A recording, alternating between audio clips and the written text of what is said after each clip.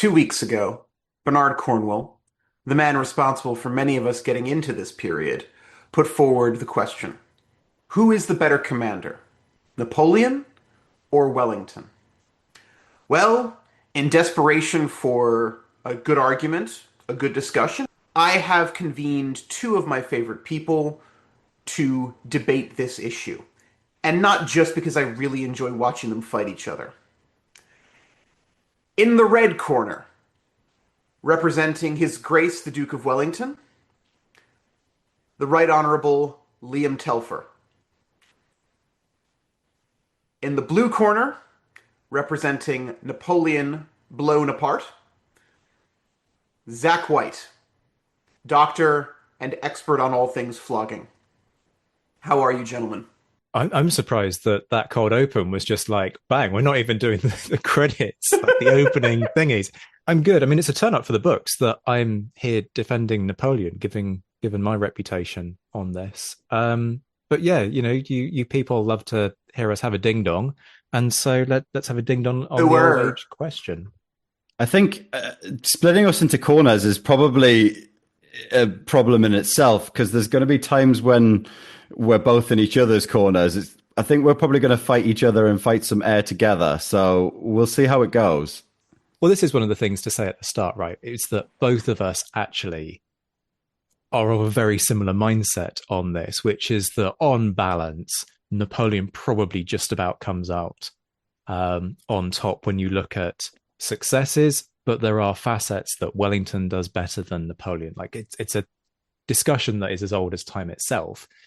But the responses to this Facebook post. Oh, God, the responses. There were some pearls in there, some absolute beauties. We won't kind of go deep into the politics because Bernard's original kind of comment was to do with military leadership, but some of the stuff on the politics, like we need him now.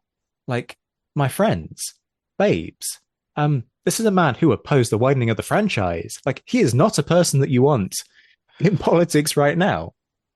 He thought your representation should literally be tied to your personal wealth. I'm not sure that he'd be welcome in most mainstream political parties. Like, he'd be considered too far right wing for the vast majority of the modern political sphere. At least he knows how to spell Britain. Well, that is very much true. Even with the florid handwriting, like there'd be no mistaking that.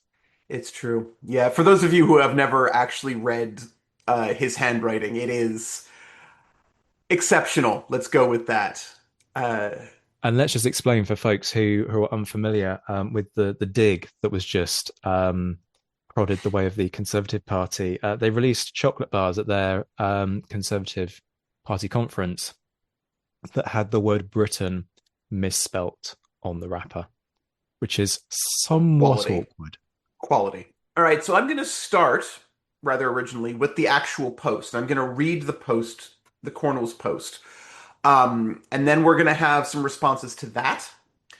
And then I'm going to go through some of the questions, some of the comments on there, some of which are more unhinged than others. Okay. This is the actual quote. No one would dispute Napoleon's place in the pantheon of great military leaders, but Wellington, to my mind, is a much greater battlefield general. Wellington, of course, was never a, quote, war leader, end quote, like Napoleon. He did not play dice with nations. He operated at a more modest level, as the leader of an army. He had a great talent for soldiering, a clear eye, a decisive mind, and a comprehensive grasp of what his men were capable of doing. Full stop. That is all Bernard Cornwell said. Now we have flipped the king's shilling to decide who goes first, and it is Liam. I just want to start by clarifying the thing that really stands out to me in this post initially, and this was before I even started reading the comments. I really want to kind of define what that greater battlefield or even just battlefield general means, okay? Because are we just literally going from the first gunshot to the last? Are we covering the space that get us to battlefields? Are we covering the, advances and retreats post after that last gunshot? Because that is going to lead the conversation, in my mind at least, in either direction. Because I think I have sort of contradicting views on both of these guys, depending on where we sit with this. Yeah, it's one of the things that people always kind of raise, isn't it? I mean, we get this with the greatest marshal. You know, what is the parameter for the greatest? Well, that's part of the point of the discussion. But here, Bernard has gone and defined the discussion by saying greatest battlefield general, which I guess is designed to kind of deal with that thing that he alludes to of, you know, Napoleon as head of state, occupying a very different headspace and a very different place in terms of his role. He isn't just there as the general commanding the battle, he is there as the person commanding the empire. And so I think this is kind of designed to just sort of bring Napoleon down onto a level where he can effectively be compared with Wellington. But as Liam says, even when you do that, there's this much bigger question about, okay, logistics, for example. Are we going to bring logistics into the chat? Well, we are, because it's an interesting topic of the discussion. But is it really what he's leaning towards? And I think a lot of where you choose to go with this will often be dictated by which side of the fence you sit on, which is why it's quite interesting for us where we could sit on either side of these fences simultaneously, as Liam alludes to, because sure, you might bring in logistics because that's one of Napoleon's key weaknesses, but then I could turn around and go, well, okay, where's Wellington's Austerlitz? You know, as we've discussed in the past on this show. So there are all kinds of issues. Really? Really? I mean, look, honestly, in terms of, no, but here's the thing, and I'm not supposed to be in on this conversation. I'm supposed to be moderating this thing. But in terms of like, you know, ask Napoleon what his masterpiece was. He would say Austerlitz, very probably, unless he was in PR mode, in which case he would just say the last battle I fought. Ask Wellington this famously, and he does say essay. Now, essay is not an impressive victory, not when you dig down into it. Essay is, I'm trying to find a polite way to describe this, and I will resort to accidental victory. It's a mess, is what essay. I mean, in fairness, so is Waterloo. That's also very true, but essay is kind of, you know, essay is one of these battles where Wellesley, as he is then, thinks he should have got far more out of it than he actually does, and is then left with no option but a frontal assault in the face of artillery that barely manages to scrape its way through. Yeah. Okay. Let me revise that. Where is Wellington's Austerlitz? It's Salamanca. Okay, so you're having two bites at the cherry. Mr. Telfer enters the chat. Yeah, I mean, we recently did episodes on both Austerlitz and Essay, actually, a brilliant episode with Josh Proven on Essay. So if you haven't already listened to that, go and listen to it. But the thing with me that sticks in my craw about the comparison between Salamanca and Austerlitz, and we're already in the weeds, like I'm following Alice here, is that a lot of what happens at Salamanca to Wellington's advantage isn't necessarily by his doing. He's in the right place, yes, but the gaps between the divisions happen because of various things that we won't get into. Whereas Austerlitz, a lot of that is almost intentional by Napoleon to a certain degree, and I think there's a stark difference there. And I think it's interesting, Zach, you say that you sort of bring Napoleon down to Wellington's level in terms of head of state versus commander in chief, as it were. And I honestly don't think you can, because they're just not. It would be like comparing, you know, who is the best head of state, Napoleon or King George III. It kind of just doesn't work in that sense. Because great battlefield general comes down to so much more than what happens between the smoke and gunfire, right? So we've won Liam round to my way of thinking from the outset. If you thought this was going to be sort of a a case of the two of us slugging it out.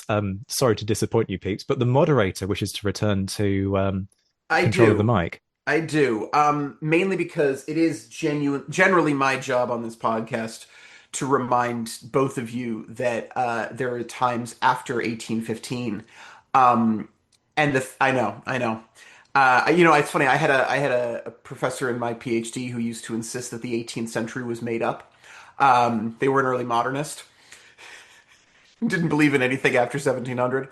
Um, but here's the thing. I think, to a certain extent, that sort of that battlefield commander not a head of state is diminishing Wellington a little bit. Because while all three of us are in agreement on this podcast that we do not need him back in modern politics, some of his best work was in staterooms. It was in Vienna. It was in the south of France when he first moved over, right? The man actually understood diplomacy really well and worked very well with Castlereagh. So I just want to throw that out there. And now I genuinely will shut up and let you two fight. It is a good point. It's something that we would inevitably have got to. I would actually approach this from a slightly more needly perspective when it comes to Wellington, and just make the point that, sure, Wellington's technical remit is meant to be, you're there to command an army, go do that. And then he decides to, inverted commas, act up. This is not a guy who really got the memo in terms of limitations on what he was and wasn't meant to get involved in. This is a guy who threw a monumental wobbly over the prospect of the War of 1812 because of the impact on grain supplies coming over from the US, which were then going to hurt his capacity to feed his troops. This is a guy who de facto made himself a second ambassador to the British government out in Spain and Portugal, liaising with the British ambassadors, but basically anybody who was going to give him the time of day in order to get what he wanted. This is a guy who lobbied the British government to change the law so that he could flog and punish his troops harder. We did a whole episode on that. Check the back catalogue. This is a guy who manipulated strategy theatre-wide across the Iberian Peninsula. And for all of that, there are times when Wellington, while trying to play the sort of at least continental strategic game, was actually geostrategically blind, which is easy enough to say when you're not drunk, but try saying that after 5 pints. This is a guy who petulantly stamped his foot when the commander-in-chief of the British Army, the Duke of York, said, yeah, some of these battalions are a bit low on numbers. We want to bring them home and recruit to bring them up to level, and so we'll send you some replacements out. And he kind of went, no, they're mine, you can't have them. Was effectively defying the orders of the commander-in-chief because he liked the fact that, depleted though these regiments were, those troops were accustomed to the theatre. They were kind of hardened and acclimatized. Now you can understand why he might have done that, but what this means is that Wellington doesn't see the bigger picture. Wellington's whole focus is his theatre of operations, and anything else can go hang. And he creates some, not huge problems, but problems nonetheless for the British government, who are trying to wage this war on a literally global scale. Now, Napoleon does have that ability, because he has to have that ability, to think about all of this in a much wider framework. And that's actually really important for everybody to be aware of, rather than to just kind of get a little bit too carried away with your particular niche. Does the fact that Wellington creates these provisional battalions that you talk about there, Zach, in Spain, going back to, I'm just trying to keep the question in my mind, going back to that question of greater battlefield general, does that not make him, or give him, a sort of a green tick as opposed to a red cross, not necessarily against Napoleon or opposed to Napoleon, but in the sense of he wants to keep his best troops that he has fought with and he knows will stand and all those good things. He wants to keep those. Therefore, he will not only, win more battles, but preserve more life, shorten the war, all that sort of good stuff. As opposed to, okay, yeah, fine, send my veterans home and I'll take some new guys ready for the meat grinder. Is that not a positive that Wellington's doing that? It depends how much you want to make war a numbers game, because you can turn around and say, okay, so Wellington's creating these provisional battalions that might have a strength of, let's say, 400 to 500 men by smushing a couple of battalions together. You're then going to try and create a new system of camaraderie within that unit by taking these two very proud, very distinct regiments, smushing them together and trying to make them work in conjunction with one another when they don't really know each other. You're going to have to try and create new bonds of leadership, the whole primary group cohesion that Ed Koss talks about so eloquently in his book. You're going to try and do all of that on the fly, in the field, out in Spain, with these 400, 450, say, guys. Or you can take two new battalions that might be close to 800 men each. And sure, 40% of those guys are going to be in the infirmary because of acclimatization and the challenges of campaign and all of that. But you take 40% of 1600 and actually you've got some significant numbers that you can then bring to bear, which you wouldn't ordinarily have. And it becomes this question of force multipliers, right? Which is the bigger force multiplier, the sheer numbers themselves, or the provisional battalion guys who are trying to work cohesively as a unit and fumbling with that process, but at the very least have the experience of combat. And that's an open-ended question. Yeah, and I mean, I don't have the answer to it, but I know that the majority of the provisional battalions would have known each other quite well. They were generally brigaded together prior to the formation of the provisional battalions. They would normally be a mix of 6 and 4 companies wise. So you create these 10 companies, but you take 4 from one and 6 from another. So I think that building of unit cohesion wouldn't actually take very long in terms of doing it, like you say, on the fly. I do wonder how that contrasts with Napoleon's issue of training on the march, fresh conscript depot type stuff. And I know all of that in itself is a bit of a trope. I don't want to get too deep into French recruitment during the period. But I just wonder where we sit in that comparison in terms of what would work best in terms of, general staff and the ability to implement war or wage war as the commander-in-chief saw fit. Yeah, I mean, as you say, we're tapping here into different styles of how these armies operate, right? I mean, there's a reason why we're doing our hugely in-depth series with Kevin Lynch, kind of picking apart how this army actually does operate, and simultaneously trying to find somebody who can do an equivalent for the French army, because the ways that the mindsets of these forces are hugely different, whether it's the conscript question, whether it's surviving off the land. There are these hugely different systems, and you're dead right to raise it. And part of this, I guess, comes down to a difference in perspective in terms of how these two commanders view their men. For Wellington, his men are tools to be utilized. For Napoleon, his men are expendable items to achieve a greater goal. Napoleon is as Machiavellian as it gets in terms of that statement. One night in Paris will replace them all. Or the comment that he doesn't care how many, I forget how many thousand the quote actually is, but it's tens of thousands of men die in order to achieve his more broader geopolitical aims. Now, what does that mean when you boil that down to a battlefield?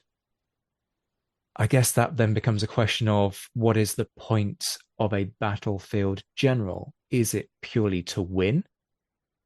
Is it to win in order to achieve something significant with that victory? Is it to win with the smallest number of losses? Is it to win with the least suffering?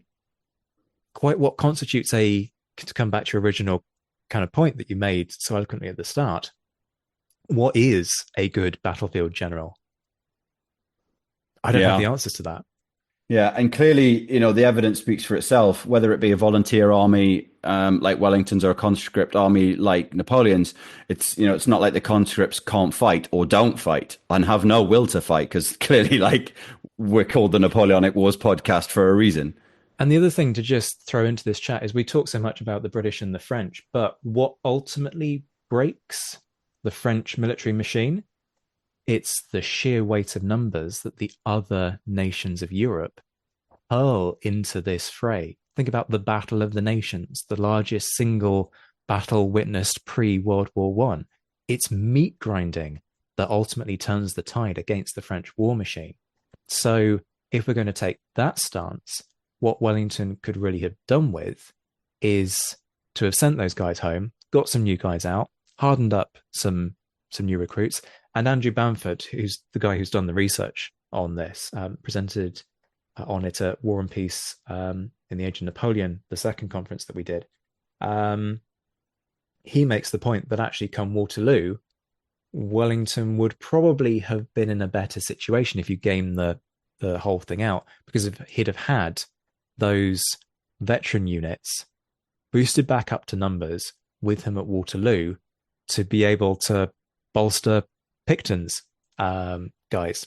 So, it's interesting that in being quite short-sighted and making a series of decisions that you can understand, but ultimately run contrary to orders, he is not the commander-in-chief of the British Army. He is there to do as he's bloody told by government, by the CNC, by whoever. He ends up sort of cutting off his nose to spite his face in the longer term. Yeah, yeah. And I think that's why that comparison is so difficult. Like we said, he is but a general, he's a much smaller cog, albeit a pretty loud, shiny cog. He's a pretty small cog by comparison. And Napoleon is obviously the top of his own food chain, as it were. But I thought, like, in terms of breaking down, I think the point you raised about what is a battlefield general again, and what is the goal. It's so strategically dependent that it can't be viewed in isolation, right? Like, if for instance we look at Waterloo purely as a battle without any strategic awareness, it's and I use Waterloo as an example because it's familiar to everyone. It doesn't have half the meaning, right? Like, there's a bit of a sort of stalemate on a hill, the French withdraw. What does that mean? Well, the fact that they're withdrawn towards France with an Allied and Prussian army then advancing into France, then all of a sudden, but then how do we get there? It doesn't make sense to just view it as just that one afternoon or that one day or wherever it might be, that one night, because then none of the stats matter otherwise.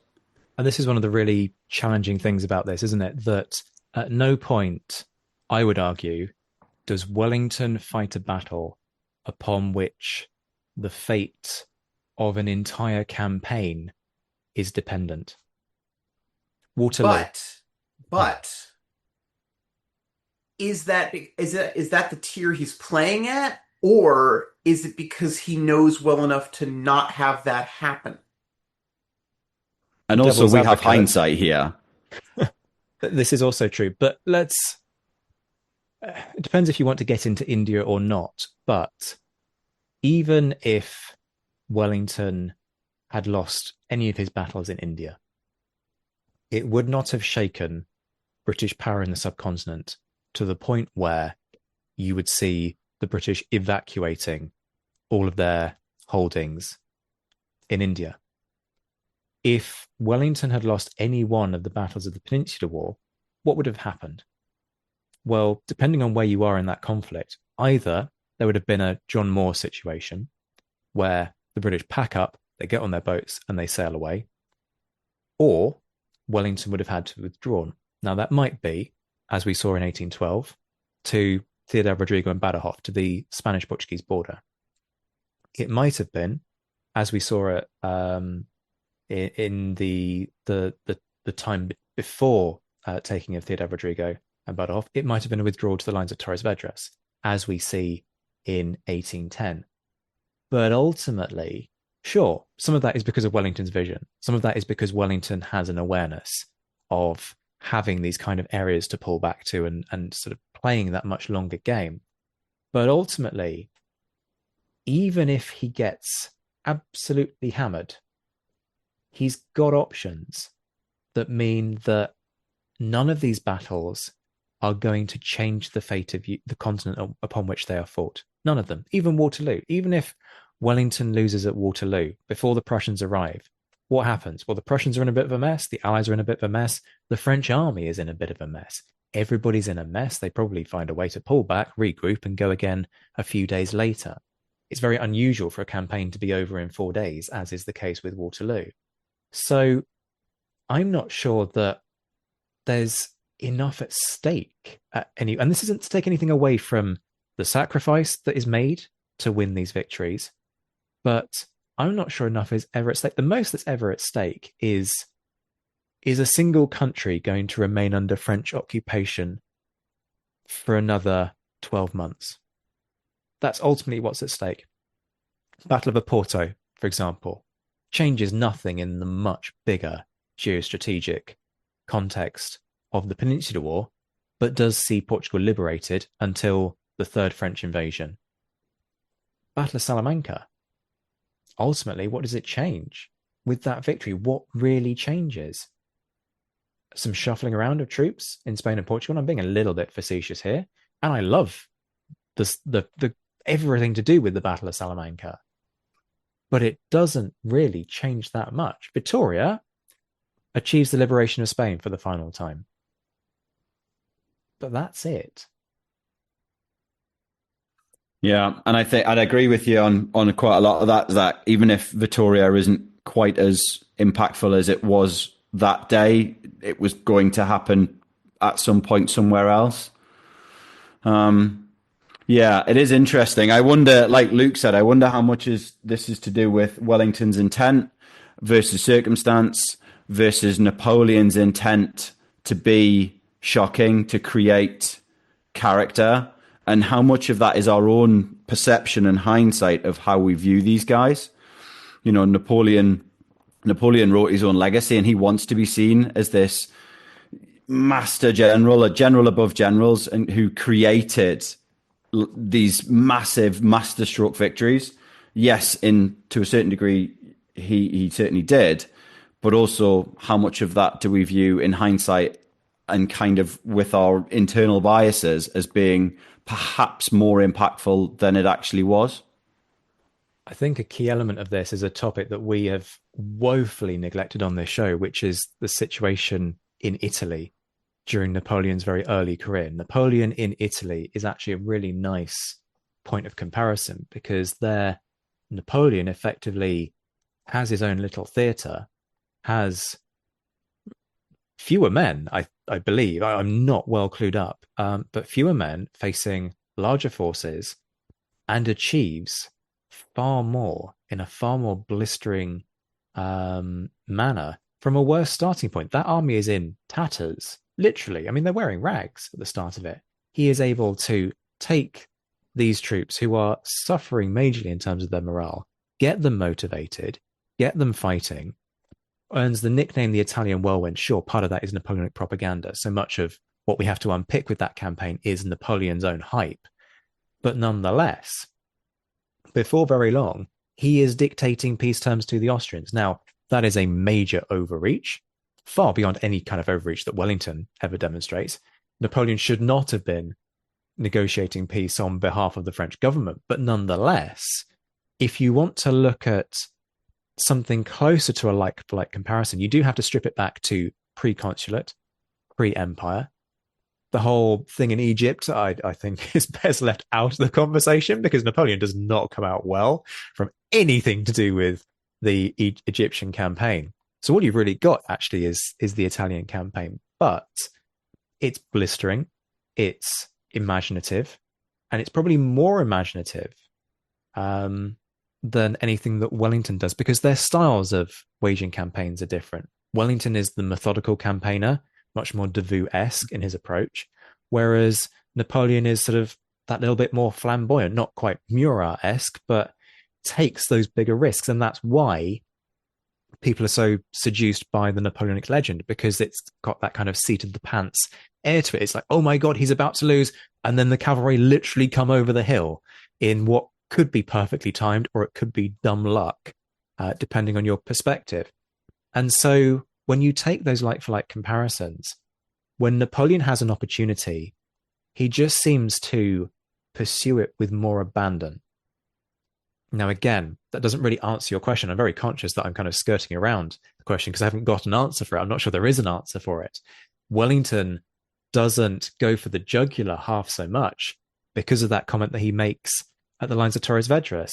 You know, I could lick those guys, but it would cost me 10,000 men. This is the last army that England has. We have to preserve it. So that's always at the back of his mindset. Napoleon doesn't give a toss. You know, he's going for broke almost every single time that he rides into a battle. And when he stops going for broke at places like Borodino, where he doesn't throw everything in and plays the much more cautious game, refuses to commit the guard, that's when we see less of the, inverted commas, Napoleonic magic at play. Thoughts, people? Yeah. And how much of that is to do with age? How much of that is to do, you know, particularly with Napoleon in Italy, with the political situation at home? You know, Wellington not at this point, but Wellington in the peninsula is politically a hell of a lot more secure in himself than Napoleon, I think, would be in 1800, say. I really want to ask the question on the back of that, which is completely sidetracking my mind, is when's Wellington's Marengo, or which battle is Wellington's Marengo? But, you know, we talked about Austerlitz and Austerlitz comparisons. But yeah, I honestly don't think that at any point there is a level ground to compare these guys. You know, at no point at no point in their careers do they have, you know, similar forces, similar battle spaces, similar enemies, similar enough capabilities to be able to compare them. And also, personality-wise, they are hugely different people. Now, if you wanted to look at stats and you know, how many battles they fought, how many battles they won, and things like that, I think that could probably lead you down a very misleading road, because it's completely skewed in terms of, you know, battlefield losses and things like that. So I honestly, I mean, going back to the Facebook post, and I'm conscious of how far we are down these rabbit holes now, but you just can't compare them, can you? I just honestly don't think you can. But what I found very interesting about that original post was that Bernard outlines 4 particular things that he particularly exalts Wellington for: great talent, a clear eye, a decisive mind, a comprehensive grasp of what his men were capable of. Now, they are absolutely things that you can attribute to Wellington. They are also absolutely things that were intrinsic to Napoleon's command style. Are we implying that Napoleon lacked talent? No. That he didn't have a clear eye? Sure, he needed Berthier to help with the implementation of what his clear eye saw in terms of potential within a battle space, but nonetheless, he had a clear eye. He unquestionably had a decisive mind, too decisive, to the point where he thought that whatever he thought was going on in his mind was the best for everyone and everything. And a grasp of what his men were capable of. Napoleon goes a step further and raises these guys to heights that, frankly, nobody would believe they were capable of. So all of Bernard's arguments in favor, for me, are kind of non-arguments, because they are equally true of both of them. What I think is more interesting is to look at things like motivation. Who is the better motivator? Now, that's a really curious thing, because again, they operate on this in different ways. Napoleon inspires, whereas Wellington sort of generates a sort of a polite ripple round of applause from his men. You know, Wellington becomes a byword for dependency and a confidence in victory, whereas Napoleon becomes a symbol that drives people further with greater abandon in ultimately his name. And then there's legacies. Do we want to talk about Wellington's legacy for the British Army? Because the Crimea then enters the chat. For folks who obviously can't see this, Liam shakes his head vigorously at the prospect of bringing Crimea into this. I'm just shaking my head at anything to do with Wellington's legacy. Like, he should have just retired to an island in 1815. Like, just put down the government, put down the country. Arguably, he did. Yeah. You've got to. There's a great thing that came to my mind, Zach, when you were talking there, and it sort of brings it back to why men fight. You know, why are they motivated to fight for these guys? And clearly, all sets of troops. You know, we should include, Wellington's international allies as well as Napoleon's many international troops. Like, they all, at some point at least, fight extremely hard for them. Now, why did they do that? Like, is a great question. And is it for Wellington? Is it for Napoleon? I would argue that it isn't. They fight because they're there. They are soldiers. It's their job. They fight because they have pride in that, in themselves, in their comrades, in the people around them. I think motivation from someone as high up as Wellington and or Napoleon is a really difficult thing to trickle down to a private soldier sat in the mud. And I think it can get quite vague the further down it gets, right? So that's kind of one thing. But also, I wanted to sort of add to your point on Cornwell's, four categories, if you like. That's also true of so many officers and NCOs in the Napoleonic Wars and warfare before and since. So saying or attributing those things to Wellington is, it's fluff for clicks, if you ask me. I want to turn us to some of these comments. We're going to start with two of the same, and you've touched on this a little bit, but I want to sort of a little bit more definitive. First comment, I don't think Napoleon could have done half as well as Wellington did if he'd been in Wellington's shoes in the Peninsular War, with only the resources Wellington had at his disposal. Yeah, I know, Zach, you're gurning. Give me a second, and then the mic can be yours. And then it can be argued that Wellington had to do more with less. Having an at least nominally volunteer army that needed the relative goodwill of the local population. By contrast, although beloved by his veterans, Napoleon had access to conscripts of the levée en masse, etc. Now, obviously there is the problem here, which is everyone forgets that Napoleon was in the peninsula before Wellington and conquered Spain to a level that has only ever been achieved by the North African Moors. Admittedly, I will say that in Napoleon's on the negative side of Napoleon's ledger, there he didn't inspire anywhere near the level of architectural beauty that the Moors did. So, let's have at this. Speaking strictly as limited, right? And we've talked a little bit about this, that Wellington doesn't want to give up his troops. Although I will say in that case that there's at least part of that is he's not confident that Britain will send him new ones. But that ties in beautifully to this sort of, resources. I think, given, we're doing sort of total war with the map now, aren't we? And, reversing the roles. I think Napoleon would have done as well as Wellington did with exactly the same resources in the peninsula. I think the campaign would probably look different. I think it would form. It would run through, if you will, in a much different style.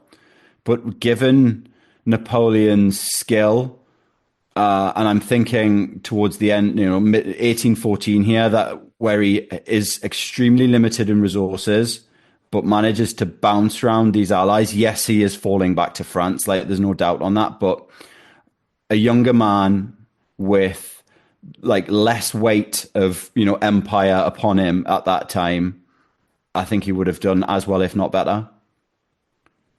So the first thing to throw into this is the Italy comparison. Folks can sort of mull over that a little bit if they want to. The second is that I think what's happening here is a distinctly Anglo-centric and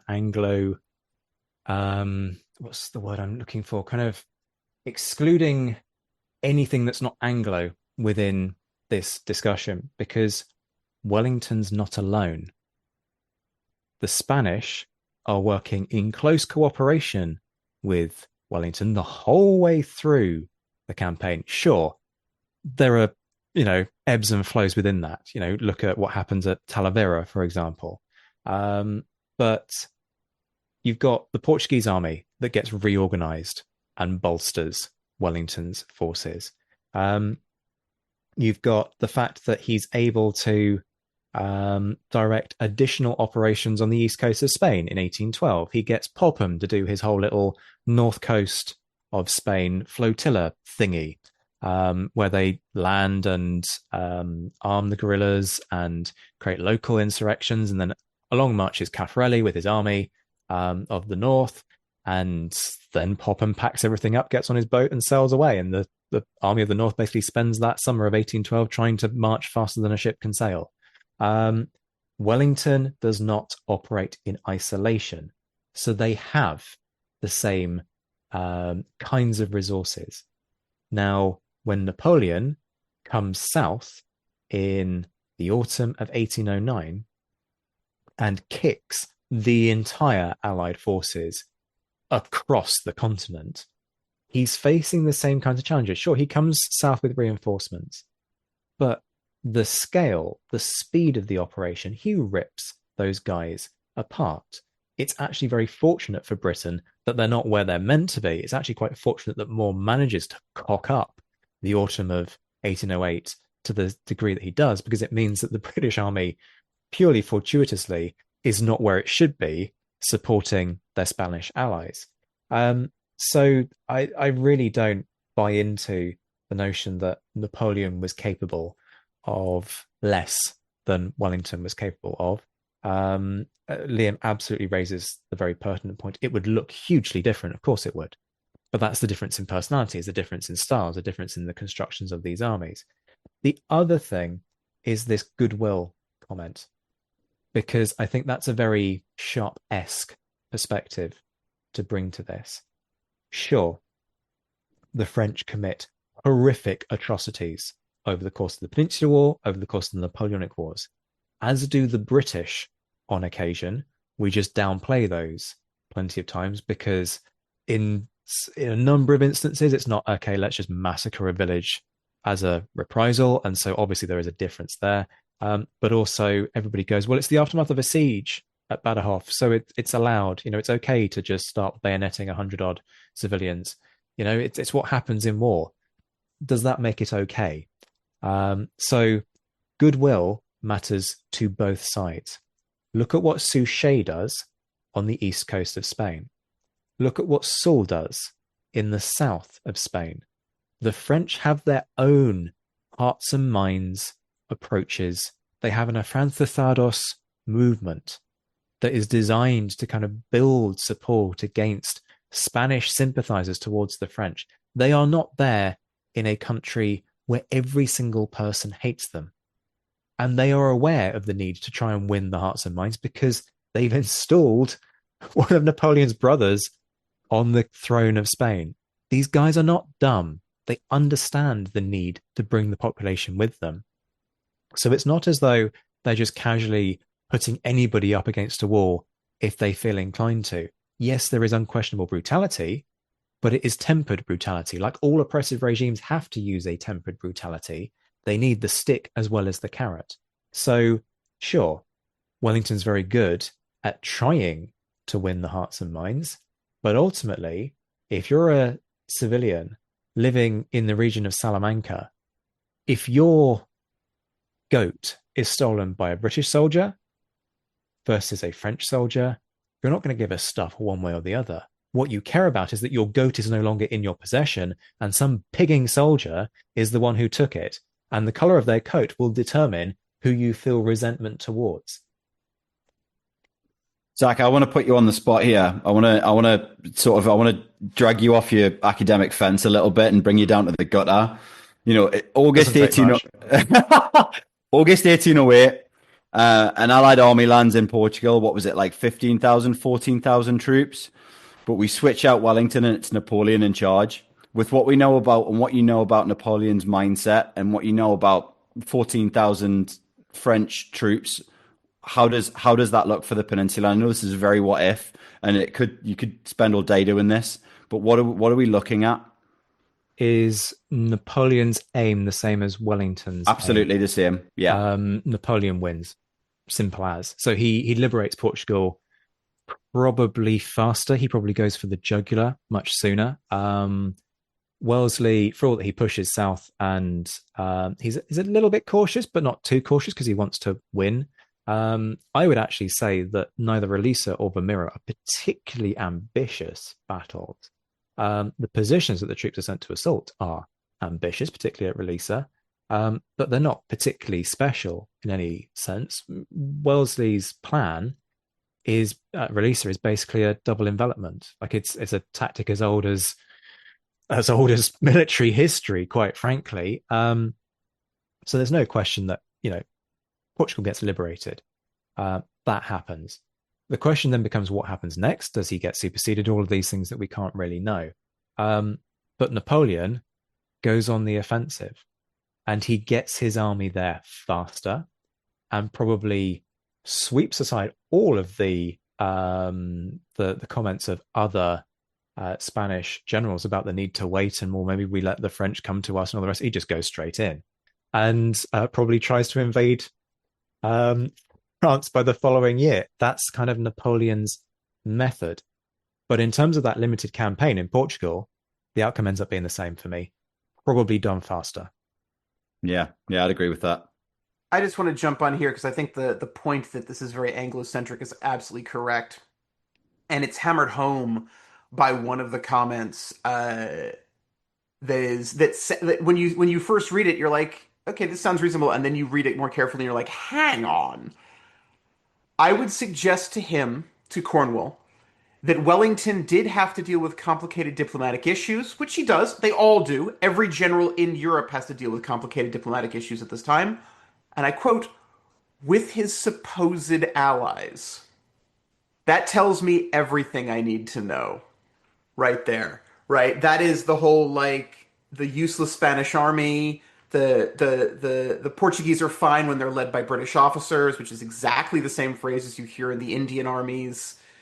It's and that ties into something that Zach and I have been talking about off mic about sort of where does the definition of Europe lie, right? And that's something we're dealing with at the moment. Okay. On this point of one versus the other, there is another comment on here that I really want you both to shred because God, this one broke me more than any others. Wellington's soldiers knew they were his scum of the earth and fought that much more proudly. Now, if your dog just looked up in the direction of your audio device of choice, that's because I let out a scream that is only audible in their frequency. I mean, do we need to reprise my many rants on the scum of the earth? I mean, if we compiled them all together, we'd probably have about 4 hours of bonus content for listeners. They didn't think of themselves as his scum of the earth because he never had the bollocks to call them the scum of the earth in public. Scum of the earth comment was a private comment. Yes, he did mean it. He used it on 4 separate occasions in different contexts. It was not a backhanded compliment. The first time it's used is to pressurize for a change in the laws that you can punish harder. The other instances are generally at dinner parties. Yes, he meant it. We know that he meant the concept underpinning it because when he's quizzed on the concept at a parliamentary inquiry, he basically says everything just short of they are the scum of the earth. So they wouldn't have appreciated the idea that he regarded them as scum. They certainly didn't know that he was his. They didn't think of themselves as his scum of the earth. They weren't Wellington's men. They were King George's men. That was where their allegiance lay. Now, would they have really given a monkey's? Well, okay. Allegiance is yes, okay. Luke. waves his hand, and Liam celebrates as I ride back on that. But in terms of their oath is to the king. Now, what actually motivated them? Well, there's a long, long list. Luke says drink. I would go with the Ed Koss line as Liam would, No, which is no, each other. that is the correct answer. Um, But in all and honesty, there is also the whole like, where's my next meal coming from? Okay, that's a priority. yeah, and they would feel much greater affinity to their lieutenant or their captain than they would to Wellington. Wellington's some guy who is, maybe you see him through some gun smoke on a hilltop a long way over there, and perhaps he rides up behind the regiment, but you're in a regiment that's, let's say, 400 strong. Um, he's a guy sort of maybe 200 blokes to your right. Like, you're not sort of turning around and sort of having a one-to-one conversation with this guy and going, yes, this bod motivates me, fires me up. Sure, there are moments where his presence acts as a source of relief and a source of confidence. Nobody's disputing the Kincaid comment that Wellington's long nose is equivalent to a reinforcement of 10,000 men. I honestly think that the guys kind of felt that. They felt more confident because of Wellington's track record. That mattered, just as it mattered for the French troops when Napoleon was in command. There's a comment about Napoleon's hat being worth, I forget how many thousand, 20,000 or whatever it might be. So just like, thanks for playing, but it's just those takes don't stack up. They really don't. No, it's like you were saying, Luke, it's the epitome of sort of Anglo-British pluck, isn't it? Like the trusty redcoats, faithful to their general. And when Zack raised the point about the dog, it's almost reducing British soldiers to loyal hounds, isn't it? Send them into battle. My men will do marvelous things because they love me. And I think that's the product of the sort of Victorian era and British nationalism and empire. And I'd also like to sort of, they fought that bit harder than the French or the French and their allies. Like the 90-odd thousand French troops that were killed in action in the peninsula, like, would like to enter this chat. Like, yeah, no, I don't want to swear and I won't swear, but it's a terrible, terrible take. Stick yourself in a combat scenario and then have another think. Yeah, because I defy anybody to say that either side fights for their life less when the bullets start flying. Yeah. The British stood in line because they knew they could hold, because they'd stood and held before. All right. Actually, I want to throw something in from my sort of the classical theatrical side of this, because someone's gotta do it. We're talking about the whole sort of, Wellington's long nose worth 1,000 troops, Napoleon's hat worth 1,000 troops. And the fact is, the average soldier saw these guys half a mile away, maybe 500 yards, right? That's about it. If you ever exchange a word with them, first of all, you're not saying a damn thing. And they're sort of saying, oh, good job. Or, the only thing you're saying is vive l'empereur if you're on the French side. But this is a classic trope that's attributed to great generals everywhere, right? It's Henry V at the campfire in disguise before Agincourt, which is something that is then co-opted and used. We have stories of Napoleon doing that, right? And there are sort of epic poems of the type that are written in chapbooks in the cheap side of London, where Wellington does that. Although the idea of Wellington disguising himself and walking among the troops is absolutely freaking amazing. But there is that, right? That sort of the everyman general, the humble general, and the humble king is very much on there. Okay. I will say one thing about the more with less that I think is worth pointing out here. I agree with you. I agree with your takes on this completely. What I will say is that by the time Wellington enters the chat, right, he has to deal with a notorious British bureaucracy. He's got to deal with in general, sort of a system that is famous for dragging its feet in certain ways, pushing in other ways, etc., etc. I would argue that coming from the battlefield, Napoleon, as Emperor of the French, is going to get his letters and orders obeyed faster in Paris than Wellington is in London. But that's very much a minor thing, right? Like we're not talking, the difference is not that major. But I think it is worth just highlighting because someone in the chat is going to be like, well, so we're going to acknowledge this now. The other thing that we haven't acknowledged, actually, which is important here, is Napoleon cocks up on a far bigger scale. Technical term, but he does. Like Wellington doesn't have a Russia campaign. Well, no, but this is actually my next. This is where I'm going next, and this is a comment from one of our patrons rather from this post, but it is a valid one, and it's something I want to talk about. Wellington, and this is Wellington didn't ruin armies. Napoleon did. Now, all armies in the Napoleonic Wars suffer casualties, battlefield casualties, off-battlefield casualties. This is not an era where you get wounded on the battlefield, you get some quick medicine, and you're back in combat a month later. That's not how this works. But it's true, right? Wellington does not destroy armies. He doesn't, in the words of Zack, cock up to the level of the Russian campaign. So have at it, you two, on that front. But I want to add, to go back to my opening gambit, the Russia campaign, yes, is a disaster, clearly, but is that a sort of red cross against Napoleon as a battlefield general? Or clearly, is that him as a head? Where's the failure lie? Is that him as a head of state? Or is that him as a battlefield general? Now, I would argue that it is as a head of state. But what do you think, Zack? It's about a failure of statecraft. This is a war that I think could have been avoided. Now, people are welcome to disagree with me. Head to the comments, people, and tell me why I'm wrong. But I do think that the situation could have been salvaged with much better diplomacy, with more compromise. Sure, the Russians are preparing for an invasion, but that's the point of a negotiating table, that you kind of sit down and go, right, what is it going to take for you guys to not invade? And am I willing to compromise on that? Why does everything go to hell during the Russian campaign? Well, predominantly because of logistics. That's why most of these guys die.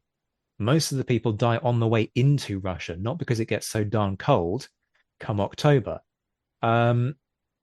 So where does the blame for that lie? Is that because the entire concept is too ambitious? Because Europe is not capable of sustaining an army 500,000 strong on active campaign during this period? Because this is pre-advent of railways in any meaningful way to enable that kind of level of transport of materiel to get goods and supplies where they need to be. Is that a failure for Berthier? Well, there's an interesting one, because ultimately Berthier is meant to be the master of all of this kind of stuff. But look, from day one of that campaign, like, the horses are dropping because they haven't got the fodder. That is, Russia is a failure of logistics as much as it's a failure of anything else. Now, people might turn around and say, but Wellington was the master of logistics. Was he? So Wellington made as good a fist of things as he could within very difficult circumstances. But just as we talk about the French army living off the land, my guys, where do you think half of this material comes from? The British aren't transporting bullocks from the home islands to Spain and Portugal. They're taking these things from the land. They're paying for them, for sure. But all of this is about living off the land. And it says it all that officers will turn around to their men and say, sure, go plunder that field of peas, because you know the commissariat cannot supply you. There are times when even Wellington's best efforts go horribly by the wayside. And look at what happens to British armies when they run short of food. They are absolute arseholes. And I don't use that term lightly. These guys are in horrific situations, but discipline crumbles. They plunder. And these are the moments when Wellington, when Moore, both turn around and go, this is an absolute disgrace. Now, Wellington, he does love to fly off the handle on the topic of disgrace and privations and all the rest of it. And he's quite blind to the realities sometimes that his men are facing on this score. But my point is, quite simply, it doesn't work 100% of the time. It's not as though every British redcoat is sitting there with a belly full of beef and biscuit, and the French are these emaciated waifs and strays that you would see in a Gilray cartoon. This is literally British propaganda at its finest, tapping into these concepts and amplifying them. And you've got to kind of take a reality check in this stuff by doing a simple thing. Go and read these guys' accounts, because they are concerned about food 100% of the time. And it's not just because they're greedy. They are starving. I think it's interesting we talk about the battlefield stuff. I think if that's the case, and we're just comparing these two guys purely as battlefield generals, then the Russian campaign kind of doesn't matter in that sense as a whole. But I would also look at the chaos that's caused, like you said, in the retreats from Talavera, from Burgos to Corunna. Yes, not Wellington's beef, but you know where I'm going with this. And then the advance and retreat into Russia. I think again they're so. I mean, what's the distance that these supplies are traveling for Wellington? 300 miles, maybe 320 miles. And what are the distance that the French supplies have got to cover? Maybe 500, something like that. So if Wellington has to withdraw 600 miles under the same circumstances, do we see a similar attrition? Probably, because humans are humans and they still need food. And I just think that, like, the whole logistics thing, and again, going back to the start, almost like they're incomparable because they're so different. Yeah, that's my take on that. I think that because of the distances that we're talking about, actually they would have been just as terrible as each other if you upscale Wellington's problems. I think this is what it comes down to, right? Napoleon, if one of Napoleon's marshals had run the Russian campaign, Napoleon would have fired him. He might have put him up against the wall and shot him. But you can't do that to the Emperor of the French. Actually, the French are really good at doing that to the Emperor of the French, but that's besides the point. Wellington can be fired in a way that Napoleon can't be. And I think that's very, very telling. We're going to wrap things up here, but I do want to give each of you 1 minute on Wellington as a prime minister.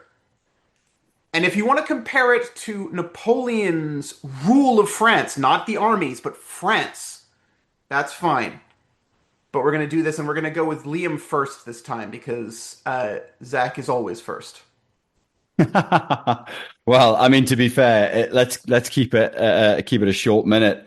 Like I said earlier, I think I sort of said it tongue in cheek, but the Duke of Wellington would have been better off, certainly for his legacy, in maintaining a much more quiet life.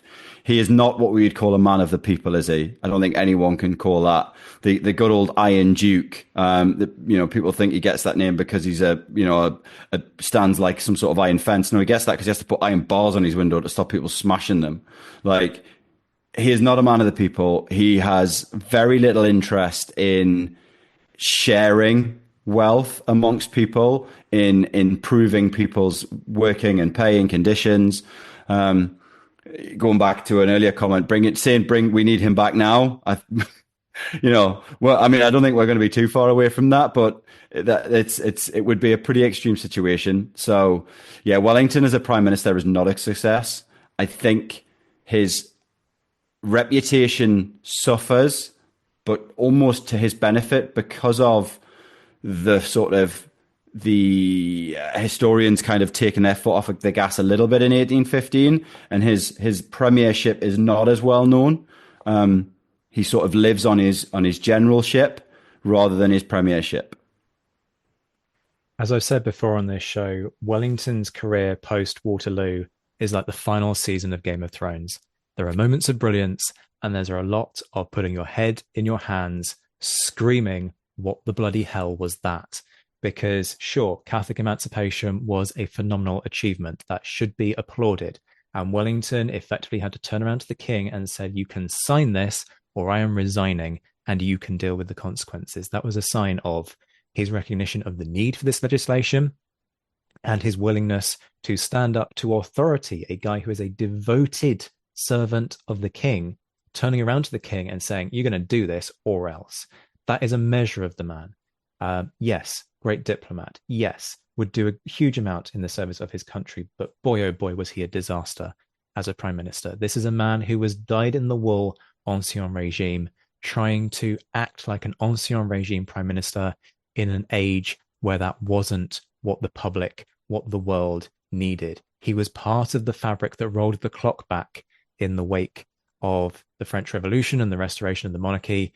And just as the other European nations had their revolutions, whether it was 1848, 1830, so Wellington came up against the same sentiment. The genie couldn't be put back in the bottle, and Wellington didn't have the awareness to realize that. Yes, exactly that. The one thing I will praise the man for forever is the fact that he recognized that Catholic emancipation had to be done. Not only did he go against the king, but he literally sacrificed his administration on the altar of it. And that is a quality I wouldn't mind seeing in a few modern politicians. Listen, I'm sure we've raised more questions than we've answered. I'm sure we have all of you shouting at your phones or podcast device of choice. Does anyone listen to podcasts on things other than their phones anymore? Never mind. But you're all shouting, so drop some comments for us. Let us know. And listen, if this gets the kind of attention where we've got a lot of comments, we'll do another one of these. We will take your comments and we will go at those, right? And because I can't shut up, maybe we'll have someone else moderate that, and the three of us will all go at it. So from Zach, from Liam, and from myself, as well as the rest of our team who cannot be here today, thank you so much for your support. Please leave a comment and a like, subscribe, join our newsletter. The newsletter is free. Patreon if you want to. But this has been the Napoleonic Wars Podcast, and we will be back very soon. Did you enjoy this episode? Be sure to subscribe so that you can find your way back to us. And if you want to stay up to date with all the latest news, sign up to our mailing list. The link is in the description. Don't forget that you can enjoy early access, exclusive episodes, online courses, and much more on Patreon. The link is in the description. And if you're looking for personalized merch for the Napoleonic nerd in your life, drop us a line on social media and we can design something for you. Shout outs to our patrons who, at the time of recording, in late August 2025, were in the mentioned in dispatches tier: Brendan Teeling, Beatrice de Graaf, Lynn Dawson, Jim Deary, Josh Keeney, Colin Fieldhouse, Jim Getz, Jeff Maple, Robin Brasher, Indiana Fats, Stephen Gillen, Hugh Brennan, Alistair Campbell-Grieve, Andy Meakin, Mark Anscombe, Rob Coughlin, Bruins Girl, Nerf Fink, Miles Reedy, Nick Overland, Graham Goodwin, Chris Pramas, Anthony Gumbau, Anonymous American, James Fluick, Natasha Hobday, Rod Schwager, Chris Kimball, Gary Dennis, Ted Andrews, Richard Anderson, Arthur Forgy, Sam Moore, Wyatt Pollock, Joe Ayres, Peter Findley, Giovanni, Steve Gillen, Jean-Baptiste Van Merlen, Daniel Friedman, Neil Reed, Jonathan Willits, Wojciech Stefanovic, Zach Johnson, Simon Weathers, John C., and Rosa. The Admirals: Ian Harding, John Haynes, Mike Guest, Rachel Stark, Mark Duckers, David Priest, Graham Callister, Sean Sullivan, Stephen Ashworth, Reto the Sci-Fi Fan, Tim Day, Jason Morn, Tim Pritchard, Darla Vincent, and Rob Painter. The Chiefs of Staff: David Maxwell and Adam Coslin. The Marshals: Ryan Diamond, JC Kaiser, and Brian Sillicott. The Legion of Scholars: Kate Walcombe, Clemens Beman, Dan Hazelwood, and Bob Burnham. And in the Crown Yourself tier, Emperor of the First French Empire Todd Campbell, and the Duke of Wellington Laird Campbell. We'll be back very soon, but until then, this has been the Napoleonic Wars Pod. On behalf of myself, Liam, Luke, Josh, and Louis, take care of yourselves, folks. Stay well. And as always, thank you for listening.